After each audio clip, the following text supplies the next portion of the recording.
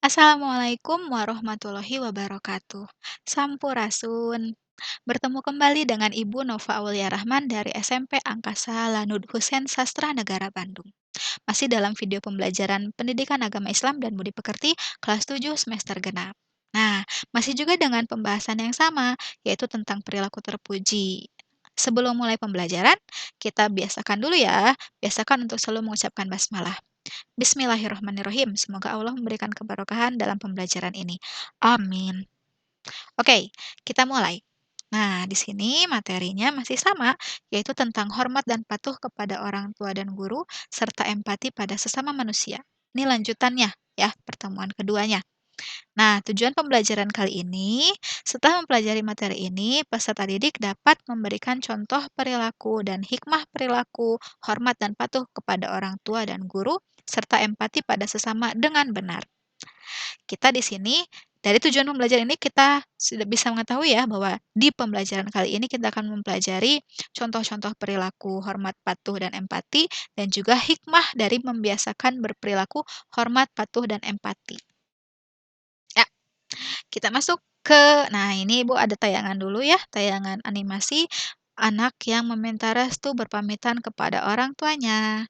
Nah, di sini orang tuanya juga mendoakan, "Ya Allah, semoga anak-anak kami tumbuh menjadi anak-anak yang soleh dan solehah dan sukses dunia akhirat." Nah, Ibu tayangkan seperti ini untuk mengingatkan lagi sama-sama untuk diri Ibu dan juga kita semua, biasakanlah amalan terpuji, perilaku terpuji yang mudah seperti ini gitu ya, tapi berdampak baik untuk kehidupan kita. Biasakanlah minta restu kepada orang tua, biasakanlah merendah dan senantiasa bersopan santun kepada orang tua kita, gitu ya. Biar Allah juga ridho kepada kita. Nah, berarti udah tahu ya, yang akan pertama Ibu bahas apa? Yap, betul. Hormat dan patuh kepada orang tua. Nah, di sini ada Ibu ngambil 2 gambar saja contohnya dan contoh, poin-poinnya juga cuma 4 aja. Nah, ada gambar pertama anak perempuan yang membantu ibunya memasak di dapur tentunya. Terus yang kedua, anak laki-laki meskipun masih kecil dia membantu ayahnya membersihkan kendaraan. Nah, itu masuk ke poin ke-1 tuh. Nah, wujud hormat patuh kita kepada orang tua, terutama di poin hormat gitu ya, kita senantiasa bersedia untuk membantu pekerjaan rumah.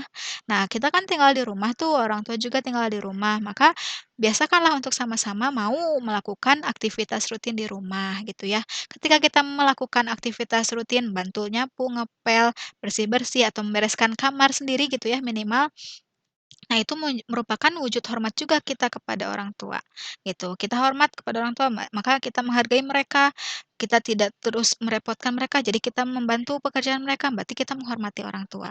Nah, ketika kita tidak melakukan dengan sendiri, tapi kita melakukannya setelah disuruh, setelah diminta, itu juga suatu perilaku terpuji, karena itu bagian dari kepatuhan kita kepada orang tua.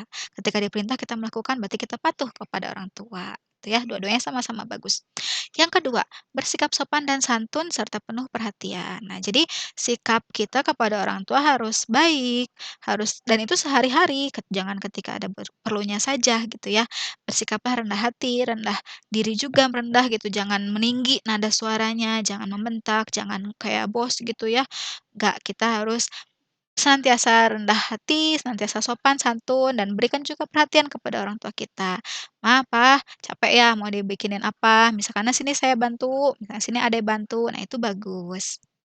Yang selanjutnya, nah ini biasakan juga dalam keseharian, dimulai dari rumah juga. Biasakan meminta tolong dengan baik, minta tolong kepada orang tua, kalau kita tidak mampu misalkan ya minta tolonglah dengan cara yang baik ya. "Mah, tolong ambilin sepatu di bawah tangga ya, Mah, makasih." Nah, itu seperti itu contohnya. Berterima kasih atas pemberian, misalkan diberikan uang jajan, diberikan HP baru, diberikan mainan baru, diberikan buku ya. Nah, itu juga kan pengorbanan orang tua. Nah, kita biasakanlah untuk berterima kasih. "Terima kasih ya ya, terima kasih Ibu," gitu. Itu membuat orang tua juga senang dan itu bagian dari pengamalan hormat kita kepada orang tua juga. Nah, yang terakhir, tidak sungkan untuk meminta maaf saat melakukan salah. Nah, ini nih yang biasanya mulai sulit dilakukan, terutama ketika masuk dunia remaja, masuk masa pubertas gitu ya, sudah mulai ada rasa egois atau rasa, gengsi. Nah, itu bisa kita kikis dikit-dikit.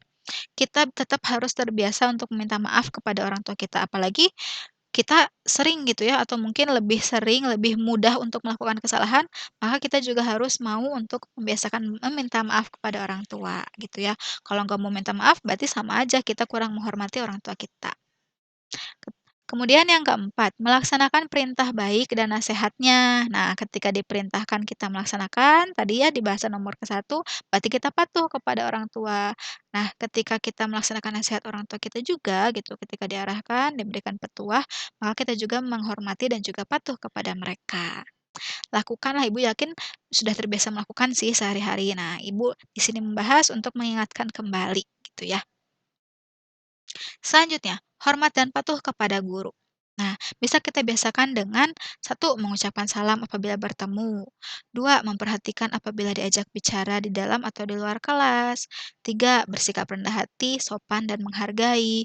Empat, melaksanakan nasihatnya. Lima, melaksanakan tugas belajar dengan ikhlas. Nah, ini poin-poin ini lakukanlah setiap hari ketika di sekolah, misalkan ketika belajar normal ya di sekolah, ataupun sekarang sedang pada ringan, sedang belajar di rumah pun PJJ, ya kita bisa melakukannya. Mengucapkan salam ketika guru menyapa di kelas, di Zoom misalkan ya di Zoom.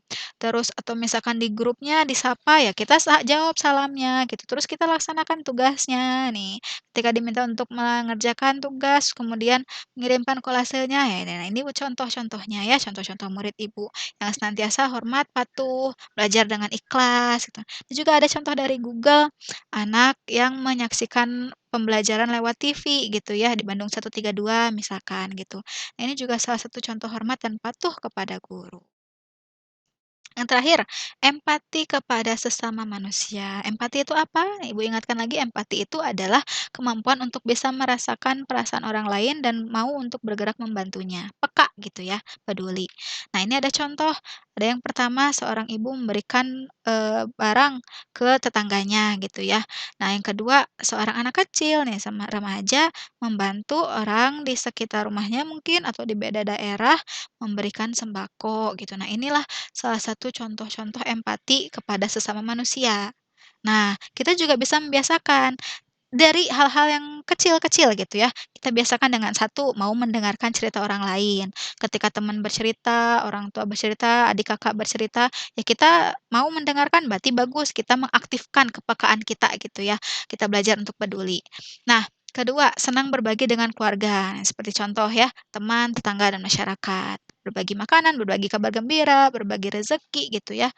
Nah, kemudian membiasakan peka dan peduli dengan apa yang sedang terjadi di sekitar. Nah, ketika misalkan ada yang, ada sampah nih di sekitar kita, ya kita nggak apa-apa buang buang aja, itu juga melatih kepekaan sosial kita juga. Ketika ada teman kita yang sedih ditanya kenapa, dihibur gitu ya lebih bagusnya. Nah, itu juga melatih empati kita. Nah, pembahasan yang terakhir adalah tentang hikmah. Hikmah itu adalah kebaikan yang kita dapatkan setelah melakukan suatu hal. Nah, hikmah membiasakan berperilaku terpuji. Nah, Ibu rumuskan ke dalam 3 poin, sesuai 3 poin bahasannya juga ya. Nah, ketika terbiasa berbakti kepada orang tua, maka Allah akan meridhoi kita. Allah akan senang kepada kita. Ketika Allah senang kepada kita, ya kita hidupnya akan lebih mudah, lebih bahagia dunia akhirat juga. Yang kedua, terbiasa hormat dan patuh kepada guru, maka ilmu yang didapat menjadi barokah dan bermanfaat. Jadi nggak sebatas dapat nilai gede aja, tapi barokah, yaitu tandanya gimana kita bisa mengamalkannya, kita juga bisa ikhlas dan terus mengamalkan kebaikan, gitu. Yang ketiga, terbiasa empati atau peduli kepada sesama, maka akan banyak kebaikan juga yang kita dapatkan, gitu ya. Ketika kita melakukan kebaikan, pasti kita juga akan mendapatkan kebaikan. Nah, ini ada tagline ya, ada motivasi untuk kita semua. Nih, Ibu rumuskan, setiap kebaikan yang ikhlas dilakukan, maka Allah akan balas dengan kebaikan kembali dan keberkahan dalam hidup, gitu ya. Jadi, semangatlah untuk terus berbuat baik.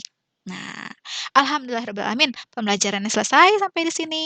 Semoga bermanfaat dan semoga mendapatkan barokahnya juga ya dari kegiatan pembelajaran ini. Aku yakin kita semua bisa terus melakukan kebaikan dan harus selalu semangat berbuat baik dan dengan ikhlas biar dapat ridho Allah. Oke? Nah, sekian saja penyampaian dari Ibu. Mohon maaf apabila ada kekurangan ya. Terima kasih sudah menyaksikan, sudah mau belajar, tetap semangat selalu ya. Jangan lupa ucapkan alhamdulillahirabbil alamin. Terima kasih. Assalamualaikum warahmatullahi wabarakatuh.